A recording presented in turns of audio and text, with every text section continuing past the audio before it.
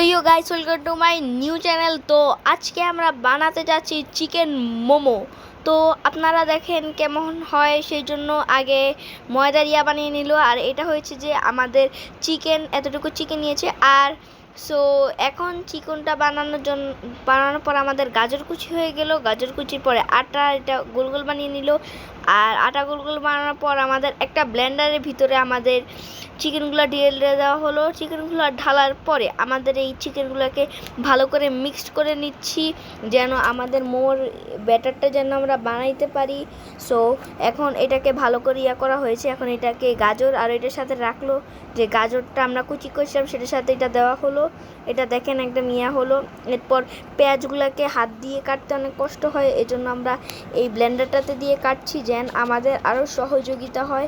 এরপর আমাদের এইটাতে আমরা দিয়ে দিব 2 কাপ পরিমাণ সয়া সস দেওয়ার পর, মানে 2 মুখা পরিমাণ সয়া সস। এরপর আমরা একটু দিয়ে দিব ব্ল্যাক পেপার দেওয়ার পর আমরা দিয়ে দিব পরিমাণ মতো নুন, আপনাদের যে স্বাদ মতো একটু। এরপর দিল রসুন বাটা, এরপর দিলাম আমরা আদা বাটা।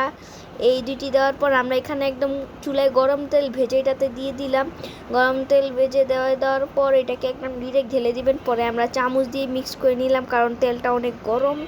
সো এটা যখন মিক্সড করা হচ্ছে, এখন এটা দিয়ে কষ্ট হচ্ছিল, আমরা এই জন্য হাত দিয়ে করে নিলাম। এরপর আমরা দিয়ে দিলাম পেঁয়াজ দিয়ে দিয়েছি। এখন আগে দিলাম মরিচ দিলাম। এখন পেঁয়াজ মরিচ আমাদের ঢেলে দিতে হবে। আর আপনাদের বাসায় যদি ফ্রাই প্যান না থাকে, তাহলে আপনারা দেখাচ্ছি আমি কিভাবে করতে হয়।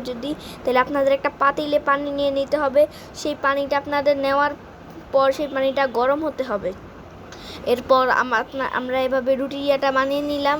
বানানোর পর আমার মামি বানিয়ে নিল। এরপর এটা মোমোর আম্মুর শেপ দিয়ে দিচ্ছে, যে আমরা যে ব্যাটারটা বানিয়েছিলাম সেই ব্যাটার দিয়ে এটা শেপ দিয়ে নিচ্ছে। তো আপনারা দেখেন কীভাবে শেপ দিচ্ছে।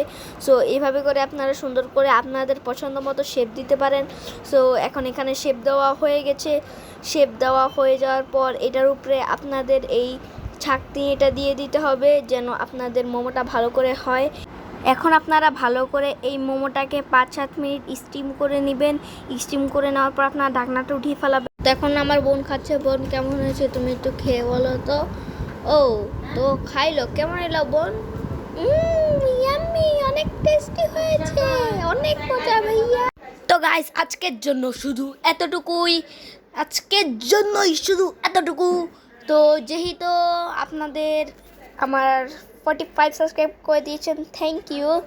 45 সাবস্ক্রাইবার করানোর জন্য যেহেতু আপনারা আমাদের 46 সাবস্ক্রাইবার করিয়ে দিয়েছেন, সেহেতু আমি এই ভিডিও লাইক রাখলাম 3।